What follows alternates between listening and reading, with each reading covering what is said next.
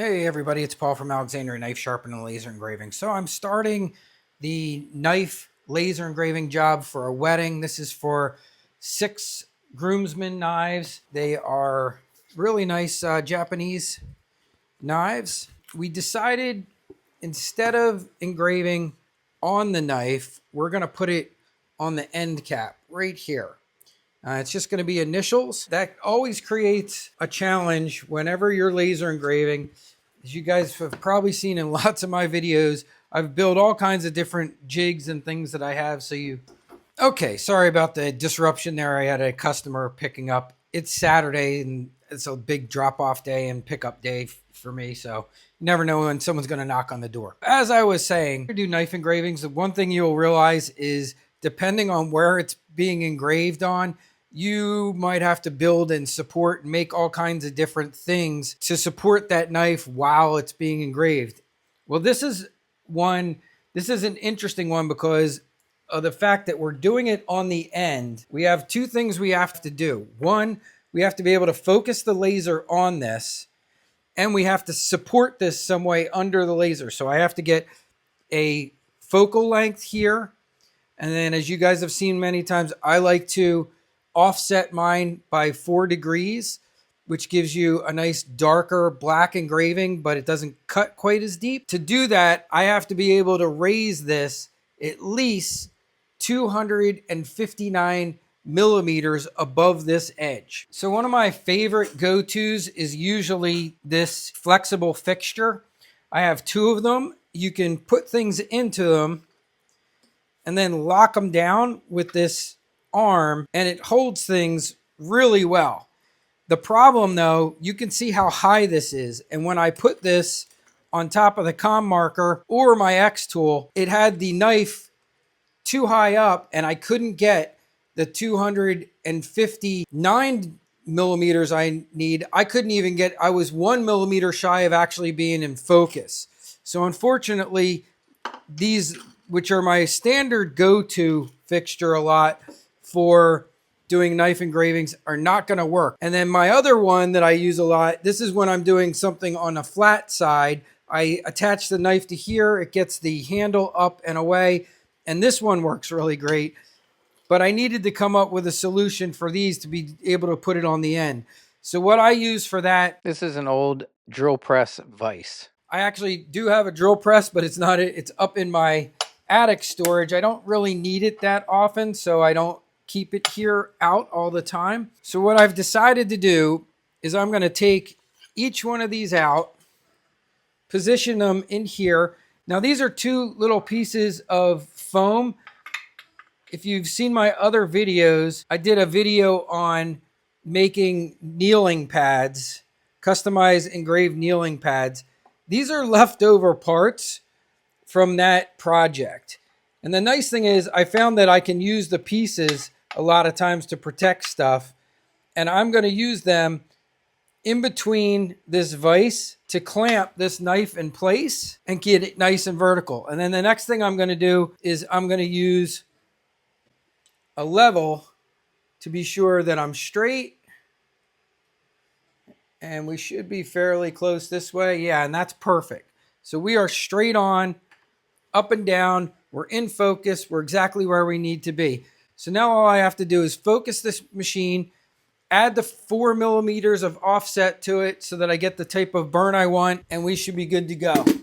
So I'm simply gonna turn on my ComMarker.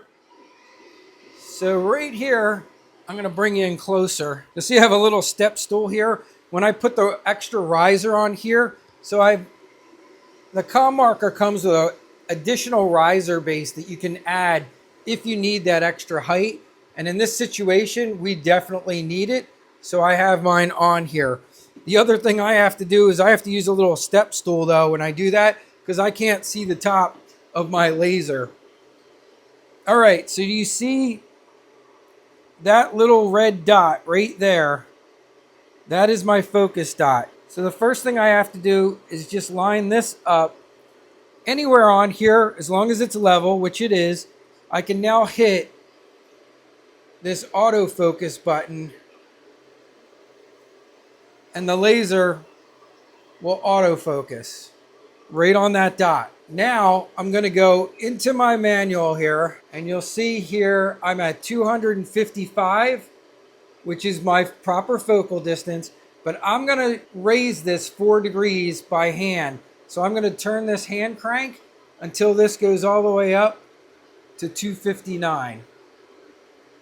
We're at 57, 58, very close. And there we are, 259. So now I am focused. I did my 4mm defocusing so that I get the type of engraving that I want. That knife is set up in there, and now I just have to place the artwork and the knife in the proper spot. And I'll show you how we're going to do that. And what I did was I sent this client 5 samples of the initials in different formats that I thought would look good on a Japanese style knife. They picked one out, and these are those initials that are the groomsmen. I can show you what I sent them. I have found in general, it's good to get an idea of what people want and then send them maybe 4 or 5 options. And if they don't like any of them, then you can send them more. But that's a lot easier than sitting them down or being like, hey, go to a computer and look at fonts that you like. It may be a little overwhelming for people. I literally have thousands of fonts, and I have found it's just better to give them a certain amount of choices and let them pick one. And then if they're not happy with any of them, then you can move on to more picks. But that's how I do it. All right, so we have this. It looks good. The only thing I have to do is now rotate it.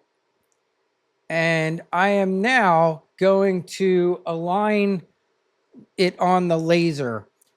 So the first thing I'm going to do is I'm going to make sure it's in the center, but I'm going to have to probably move this around a little bit. It's no big deal. I'll do that once we're framing. This one is on output and show, and all the others are turned off, which is exactly what I want, because we don't want any of these others to print right now. We only want to do this first one, the EM. All right, so now I'm going to hit frame, and on my laser, we should now be having a framing box. There you go. So you can see the M. So this is an EM, but we need to move that.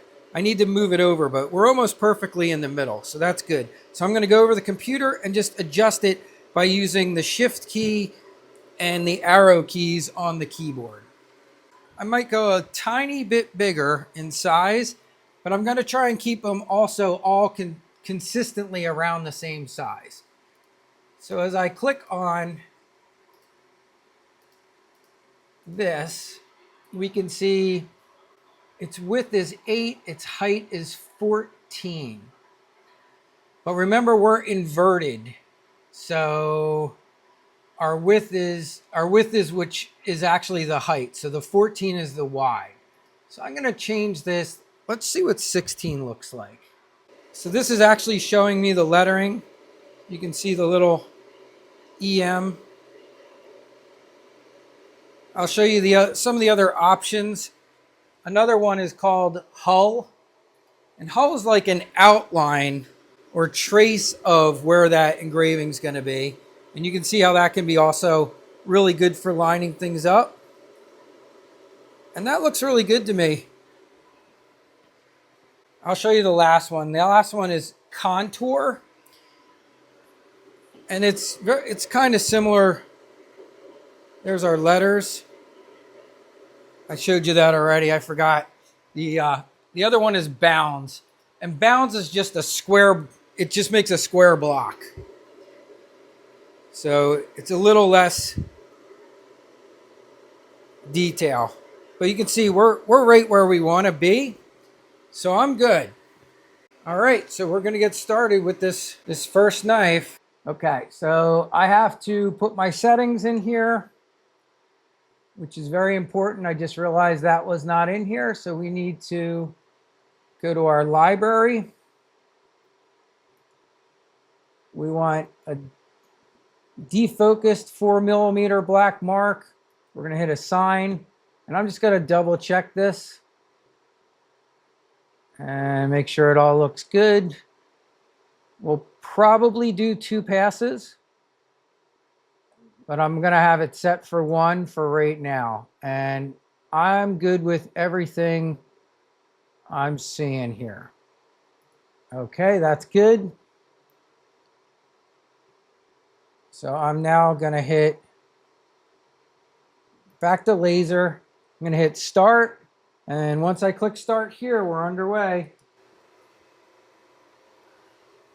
And there it goes. You can see it started. And you can tell we're the proper defocused amount because we're not hearing any loud screeching or noises. When you defocus a laser, you shouldn't hear sometimes that screeching and cutting that you hear sometimes, which is nice. So that means we got it right. If you hear a bunch of screeching and see sparks flying, then you know that you're not at your right defocused amount. To do a second pass, you always want to be super careful that you don't move anything. Experience has shown me that doing 2 passes has usually been the best for knife engravings if I want a nice dark black.